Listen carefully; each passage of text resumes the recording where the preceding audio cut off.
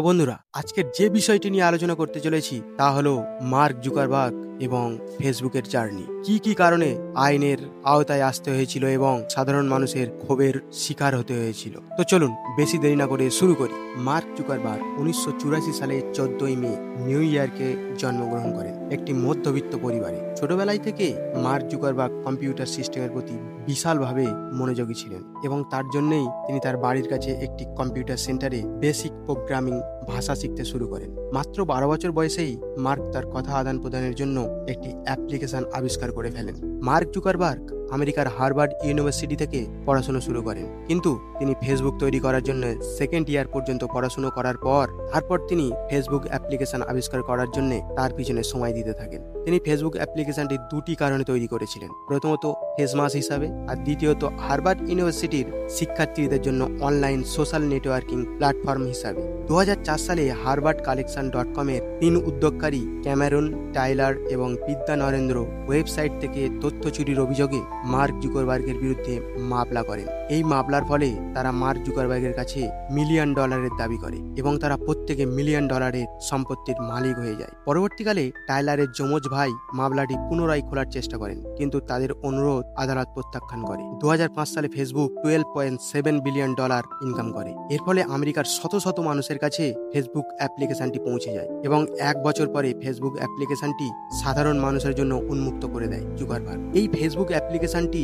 সারা America জুড়ে এত পরিমাণে পপুলার হয়ে যায়, যার ফলে অনেক কোম্পানি ফেসবুক অ্যাপ্লিকেশনটি কেনার জন্য $1 বিলিয়ন বেশি প্রস্তাব দেয়, কিন্তু মার্ক তা প্রত্যাখ্যান করে। 2012 সালের মধ্যে ফেসবুক অ্যাপ্লিকেশনটি সারা বিশ্ব জুড়ে তার নিজের জায়গা তৈরি করে নেয় এবং $16 বিলিয়ন ইনকাম করে, যা ইতিহাসের সবচেয়ে সফল ইন্টারনেট অ্যাপ্লিকেশন হয়ে ওঠে। একই বছরে Facebook photo sharing application Instagram কিনে নেয়। এরপর মার্ক ও তার টিম অনেক দিন ধরে রিসার্চ করার পর ফেসবুক মেটা ভার্সন লঞ্চ করে, যা ইতিহাসের যুগান্তকারী সৃষ্টি হিসাবে মানা যায়। মেটা আবিষ্কারের পর মার্কের আয় $1 বিলিয়ন পৌঁছে যায় এবং সে একের পর এক বড় বড় কোম্পানি অধিগ্রহণ করতে থাকেন। যেমন 2012 সালে $1 বিলিয়ন ইনস্টাগ্রাম, 2014 সালে নগদ $22 বিলিয়ন ও শেয়ারের বিনিময়ে হোয়াটসঅ্যাপ, 2014 সালে $2 বিলিয়ন ওকুলাস ভিআর। এছাড়া এআই থেকে শুরু করে বহু বড় বড় কোম্পানি তিনি অধিগ্রহণ করে নেন।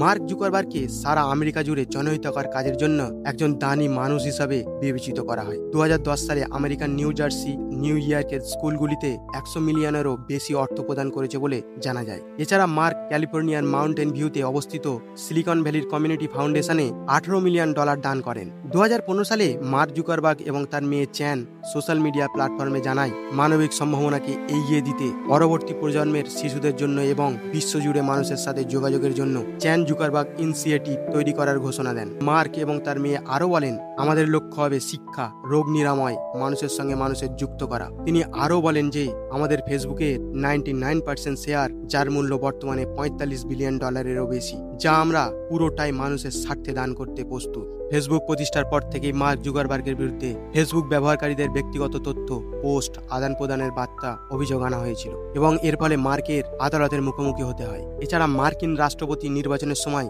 এই আবেদনগুলি আরও জোরদার হয়ে উঠতে থাকে। এই অভিযোগে বলা হয় মার্ক আমেরিকান তথ্য রাশিয়ার কাছে প্রেরণ করে। 2018 সালে the new York Times, the observer সহ আরও অনেক বড় বড় সংবাদ মাধ্যম মার্কের বিরুদ্ধে অভিযোগ আনে। নিউ ইয়র্ক টাইমস বলেন যে কেমব্রিজ অ্যানালিটিক্সের লক্ষ্য ছিল ভোটারদের মন পড়া এবং নির্বাচনের ফলাফল প্রভাবিত করা। সেই মাসের শেষের দিকে মার্ক জুকারবার্গ ক্যাপিটাল হিলের হাউস এবং সিনেট কমিটির সামনে ফেসবুকের তথ্য চুরির বিষয়ে সাক্ষ্য দেওয়ার জন্য হাজির হন। বলেন যে আন্দোলন এবং বিভিন্ন দুর্যোগে ফেসবুক সবসময় সাধারণ মানুষের সঙ্গে ছিল এবং মানুষকে উপকার করেছিল, কিন্তু তার সত্ত্বেও আমেরিকান আদালত জানায় যে জুকারবার্গ ভবিষ্যতে যেন এমন ভুল না করে। বিভিন্ন বিপদের দিক থেকে ফেসবুককে পদক্ষেপ নিতে হবে, প্ল্যাটফর্মকে সুরক্ষিত করতে হবে যাতে কোনো রকম তথ্য ফাঁস না হয়, তার জন্য তদন্ত করতে হবে। আপনারা হয়তো জানেন না, ফেসবুক আগে যা অর্থ উপার্জন করেছে এবং এখনো পর্যন্ত যা অর্থ উপার্জন করছে তার সমস্ত বিজ্ঞাপনের উপর নির্ভর করে। ফেসবুক অনেক জায়গায় তার প্ল্যাটফর্ম বিজ্ঞাপনের জায়গায় বিক্রি করে। সেই প্ল্যাটফর্মগুলি হলো ইনস্টাগ্রাম, হোয়াটসঅ্যাপ এবং মেটা। যে ব্যক্তিরা ফেসবুক ব্যবহার করে এবং সেই ফেসবুকে যে সমস্ত পেজ বানায় এবং পোস্ট প্রচার করে, তার থেকে ফেসবুক বিলিয়ন বিলিয়ন ডলার উপার্জন করে, যাকে বিজ্ঞাপনের একটি রূপ বলা হয়। 2025 সালের হিসাব অনুযায়ী মার্ক জুকারবার্গের মোট সম্পত্তির পরিমাণ $259 বিলিয়ন। আপনারা হয়তো জানেন না, মার্ক ফেসবুক থেকে বছরে $1 ইনকাম করে। তবে ফেসবুকের সঙ্গে তার নিজস্ব অ্যাপ্লিকেশন মেটার শেয়ার জড়িত আছে, যার মধ্যে তিনি সবচেয়ে বড় শেয়ার হোল্ডার, যা তাকে বিশ্বের অন্যতম ধনী ব্যক্তিদের একজন করে তুলেছে। মিস্টার জুকারবার্গ ক্যালিফোর্নিয়ার ছোট্ট একটা জায়গা থেকে তার ফেসবুক স্টার্ট আপ শুরু করেছিলেন, যা এখন বিশ্বের অন্যতম কোম্পানিগুলির মধ্যে একটি হয়ে উঠেছে। এই ছিল মার্ক জুকারবার্গের জীবন কাহিনী। তিনি ব্যবসা ক্ষেত্রে আপ ডাউন হয়েছেন, আদালতের শিকার হয়েছেন, মানুষের ক্ষোভের শিকার হয়েছেন, কিন্তু তার জার্নি ছিল অসাধারণ। তো বন্ধুরা, আজকের মতো এইটুকু। আবার দেখা হচ্ছে নতুন কোনো ভিডিওর মাধ্যমে। আপনারা সুস্থ থাকবেন, স্বাস্থ্য থাকবেন এবং নিজের প্রতি খেয়াল রাখবেন।